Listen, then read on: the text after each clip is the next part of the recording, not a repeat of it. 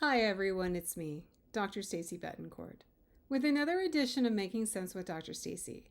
Today we talk about trust.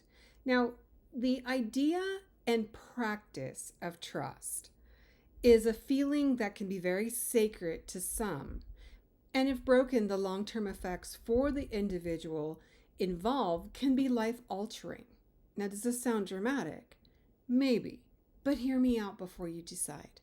Trust is having and showing a belief in another person or entity that they will conduct themselves honestly, reliably, and with the best intentions.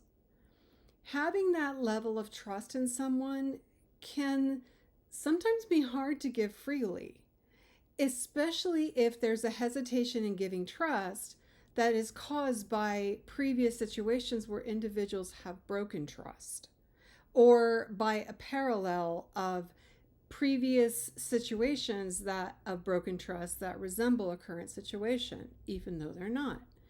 And due to the negative experience, we are less likely to try again with the same level of faith. And this is what happens when trust is broken. Broken trust can occur if someone lies about an outcome or intentionally inflicts emotional or physical harm on yourself or someone else.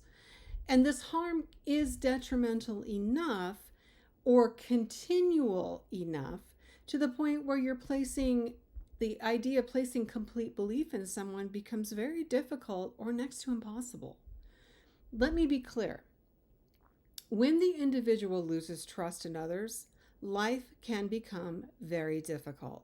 And this is partially due to the increased stress that builds due to the lack of trust that moves from a specific situation or a person onto others.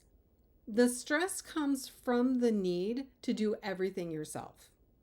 And you have to do this because you no longer have the confidence in someone else that they can take care of what you need. In business, we've seen this, and it becomes a detriment as one person does the job of many. And because they lack that trust that everything's going to get done.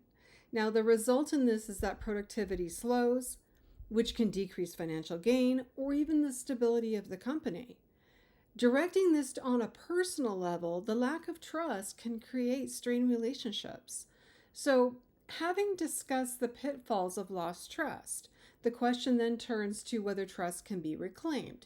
And the truest answer I can give is it depends.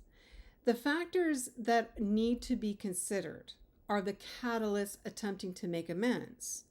And if they can provide another attempt or be provided with another attempt to follow through with what was promised is one step forward. Now, learning to make good decisions and being prepared to admit fault when and where appropriate is important.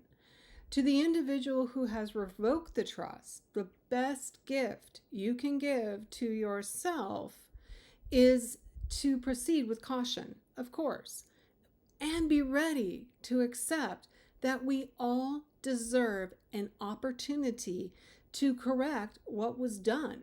So let the other party try and demonstrate improved honesty and dedication.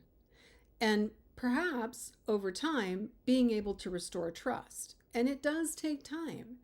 But if the relationship or the project or the company is worth saving, and I'm going to say it probably is, then it's worth to try. It's worth trying for and reaching that mutual agreement.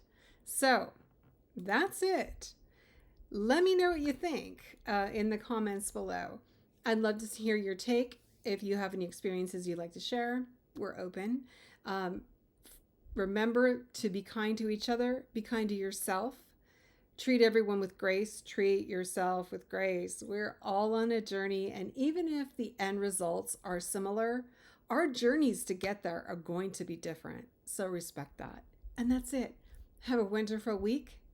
I thank you for watching, and I'll be back next week with another edition of Making Sense with Dr. Stacy. Take care.